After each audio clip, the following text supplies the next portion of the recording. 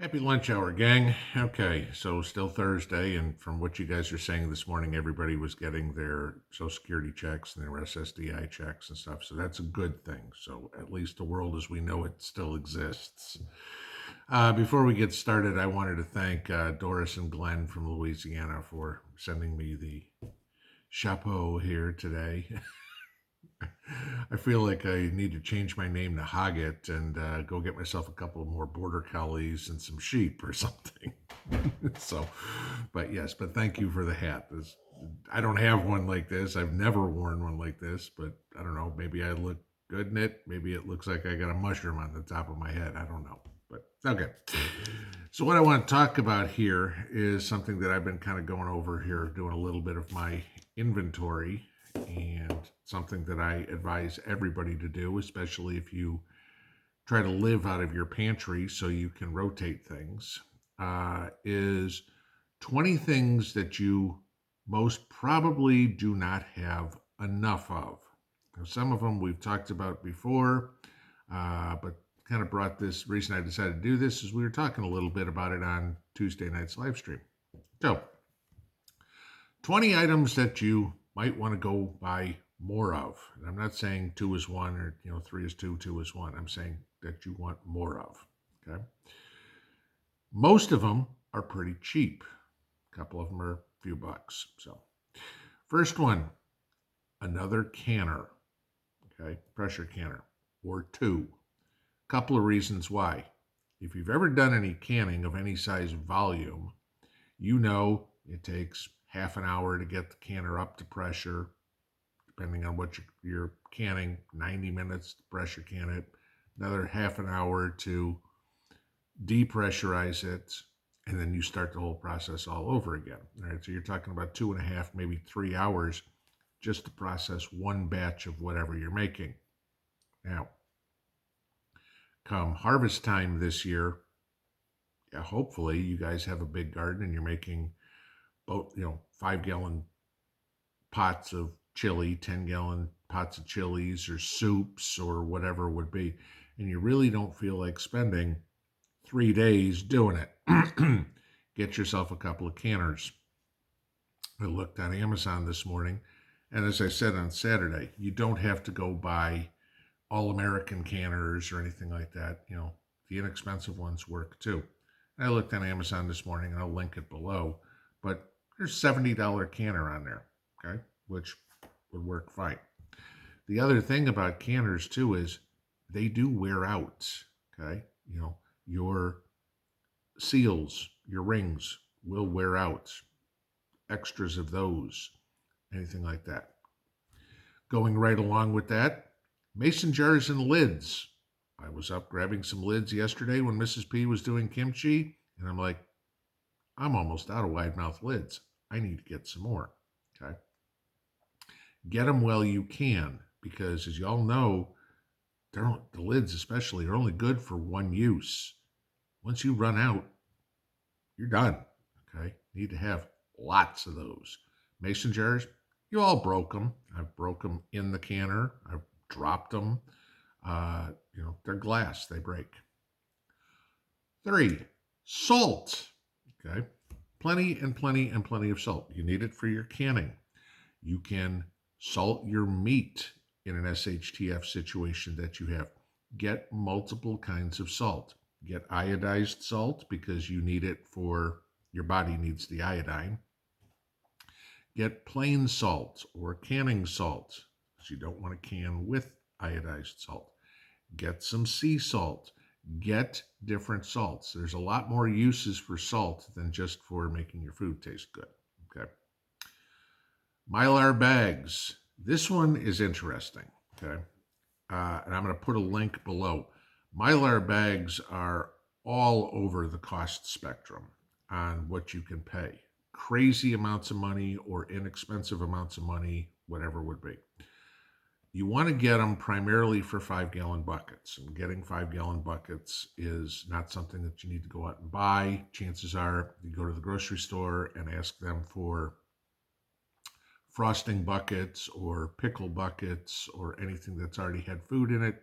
Great to use, and you get them for free. They'll give them to you. Okay.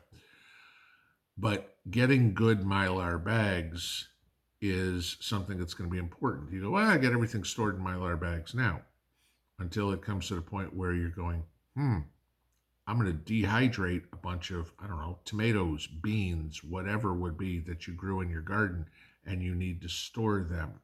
You don't want to can everything. You want to store some as dry goods too, and your Mylar bags are the way to do it.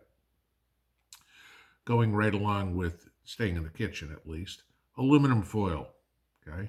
Everybody goes, what do I need aluminum foil? Oh, I don't know. Anybody ever thought about maybe having to make a Faraday cage? You're going to use a lot of aluminum foil to line a box. Okay? You're going to be saving food in aluminum foil. You can use aluminum foil to cook in. You can use it as a plate. There's a lot of uses for aluminum foil. Okay? Aluminum foil is not that expensive, but, every time you go to the store, pick up another box of it. It's a good prep to have. You're going to use it. So let's move on to some different kinds of tools that you want to have. First off, manual can openers. All those cans you got in your pantry, how you going to open them? Okay. I've done videos before on the P38 and P51s, little military can openers you keep on your keychain. Okay. Having those is a good idea. Having the ones that you turn and go around the can. Have multiples of those. They do wear out. They do break. You can get them at the dollar store. I'm gonna make this as a personal suggestion. Buy the metal ones. Do not buy the plastic ones. The plastic ones break real quick. Okay. Here's a simple one, but I bet you don't have enough. Lighters and matches. Okay. You're gonna need to start fires, whatever it would be. I use my lighters now. Start a campfire, light the barbecue grill, whatever it would be. I break them. I lose them. They run out. Okay. God knows if you ever smoked, okay, having a pack of cigarettes is great, but you're not going to try to light your cigarettes rubbing two sticks together. Okay. So, or whatever you smoke. Just saying. Right. On the other side of the lighters and matches, fire extinguishers. How many do you have? Should have a bunch. Okay. Certainly one in the kitchen, certainly one in the laundry room, one in the garage, any shop that you have, in your furnace room, whatever. If you've got a fireplace, if you've got a wood-burning stove, anything of the sort, fire extinguishers. To be a well-prepared house, probably about 6 is right. And then also check them, guys, because they don't last forever. So take them down to your fire department and have them checked out and potentially refilled if they need be. Okay? Fire extinguisher is very important because there ain't going to be no fire department. Zip ties. Okay, this is as cheap as you can get. You can go to Harbor Freight and buy a pack of like 100 zip ties, 8-inch zip ties for like $2. All right. Literally, I can't even begin to tell you how many uses I have out of zip ties. I go, tying trellises to T-posts, whatever it would be. In an SHTF situation, zip ties are going to make very good handcuffs for bad guys. You can turn around and use a zip tie. I'm not going to show you how, but you can make a binary trigger out of one on your AR-15. Rather than go out and spend $200, go out and spend 2 cents and use a zip tie for it. There's videos on Rumble for that if you want to go take a look. Okay. Gloves. All sorts of gloves, depending on where you live. Cold weather gloves. Yeah, that might be useful in Massachusetts or North Dakota or Alaska. Okay. Work gloves, leather work gloves. You're going to be bucking wood. You're going to be working in the garden, pulling thorny plants and stuff like that. You're going to need work gloves. Nitrile gloves, rubber gloves or whatever you want to call it, ones that a surgeon would use, because you're going to have to deal with injuries and wounds for people. You're going to need those. All sorts of different gloves. Most of them ain't that expensive. Okay. Hand tools. I'm talking screwdrivers, hammers, wrenches, pliers, etc., etc. Pick these up, go to a yard sale, go to an estate sale. You will find stuff like this dirt freaking cheap. You don't have to go and buy your new Klein screwdrivers or whatever, and spend $70 for 6 screwdrivers. You're going to lose them. You're going to break tips on them, screwdrivers, stuff like that. Remember, SHTF is not going to be nice and organized and easy, and you're going to have, oh, this is nice and clean and put away, everything like that. You're going to be like, crap, I need a pair of pliers because I just broke down somewhere and I got to fix something. Have plenty of extra pairs. You can buy cheap tools at the dollar store again. Worth having. Not your everyday ones you're going to use now, but these are backups to have later. Carpenter pencils. Okay. Now, I'm not talking about the regular school yellow pencil or whatever it is. Those are junk for an SHTF situation. I'm talking about carpenter pencils, the ones that are a rectangle. They're thick. Why? Well, you're not going to find a pencil sharpener, chances are, to sharpen your little pencil or whatever it would be. You want something that you can sharpen with a knife. Carpenter pencil is good for that. The other thing is, for the most part, carpenter pencil has a lot thicker, we'll use the term lead, even though it's graphite, okay, in it, because you're going to want to write on other things besides a piece of paper, a brick wall, a piece of wood. We're at point B. Put that on the side, on your front door or whatever. So anybody that's coming to your house or whatever, any sort of directions you need to put. It's thicker, it's bigger, it's easier to sharpen. It's not going to give you this tiny little fine point, okay? Something like that. Water, it's not going to wash away in water or something, so you're not using chalk. All right, moving on, some other things to have in the house or your bug out location or whatever. Pest control, mouse traps, rat poison, wasp spray, anything like that, okay? You don't want mice around your food. Again, remember, we're talking SHTF situation. EMP goes off, there's no power, whatever it would be. The mice are going to be hungry too. Last thing you want to do is go, oh, I got a bunch of stuff in the shed, and go out there and find one of these massive wasp nests that you see all the time. Okay, you're going to need to get rid of those, and there ain't no Home Depot to go get one. All right, have plenty of that. Gas cans. Gas cans aren't cheap. Okay, even now you're paying $20 for a gas can, if not more. Not saying that you got to go out and buy 80 gallons of gas or 100 gallons of gas, 20 cans and have them all full. Keep yourself your 30 gallons of gas or whatever you're going to use that you can rotate. Now, what are you using it for? Lawn mowers, weed whackers, chainsaws, whatever. Okay, you want to be able to rotate your gas.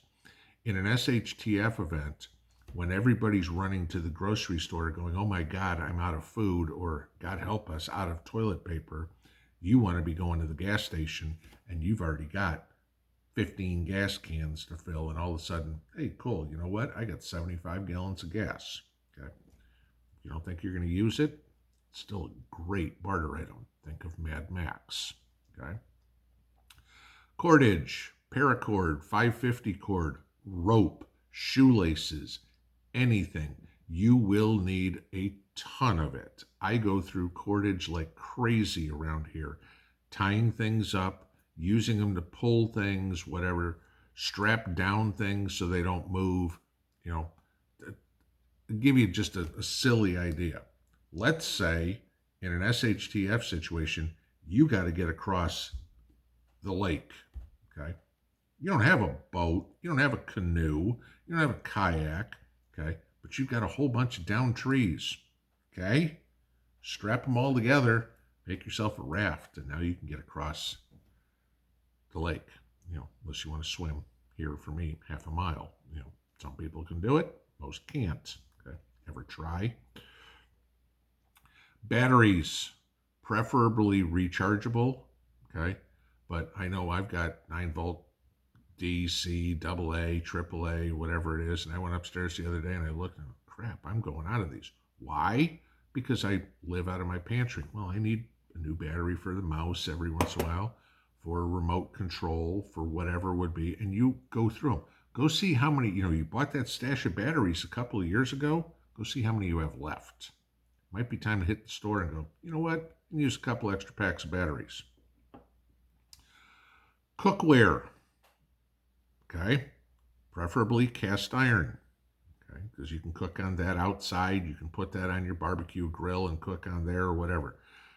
Sure, somebody's going to go, well, I've got my Farberware or my, I can't, was it American Woman or whatever that one is? I can't think of the name of it.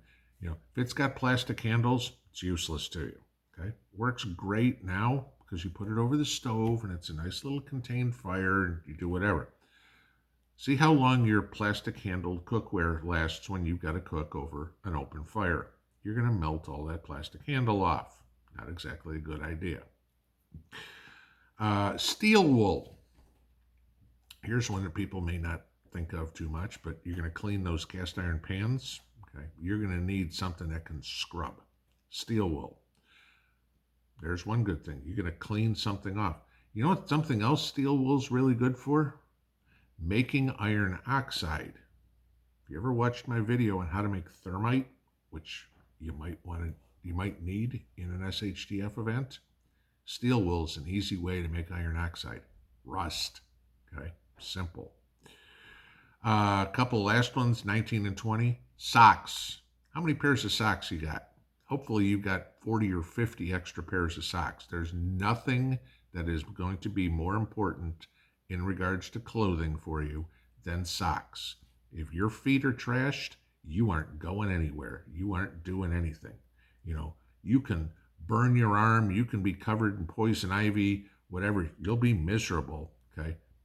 Take your feet out of the picture. You're pretty much done. Clean socks. Wash your socks. Do not wear socks 2 days, whatever it is. How often are you going to do laundry? Have plenty of pairs of socks. And going with that, the last thing that I will bet 99% of the people never even thought of getting is clothespins.